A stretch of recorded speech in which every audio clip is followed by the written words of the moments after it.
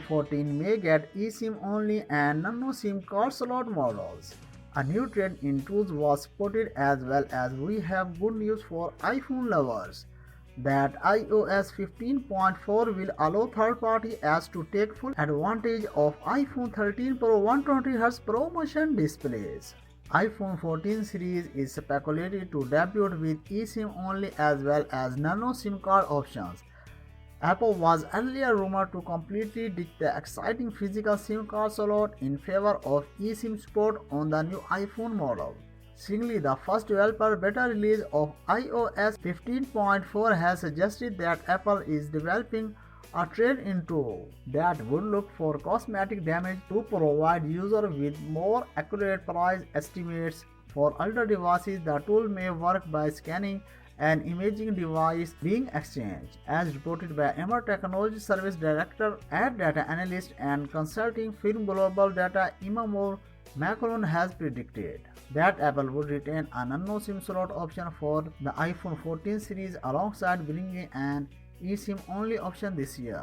The analyst said that the iPhone maker would give telcos the choice of whether they want to stock and sell the new eSIM only iPhone version alongside more cellular business friendly dual SIM physical SIM support models. Last month, a report citing a seemingly legal document said that Apple had recommended major US telecom operators to prepare for eSIM only smartphones by September, which indicated the launch of the eSIM only iPhone 14 series. By impressing eSIM over the traditional Nano SIM card slot, Apple would essentially enable users to have cellular connectivity on their new iPhone models without using a physical SIM card.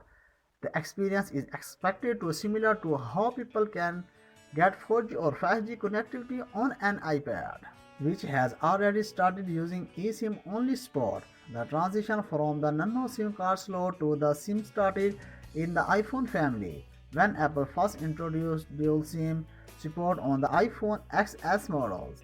The company also introduced dual SIM support using eSIM on the iPhone 13 series last year. Moreover, the other device that Apple has in its product portfolio with eSIM support in the cellular version of its Apple Watch models that enable data and voice access on the smartwatch without requiring a physical SIM. In related news, the iOS 15.4 beta has included some references about a new trade-in tool that would scan iPhone models for cosmetic damages.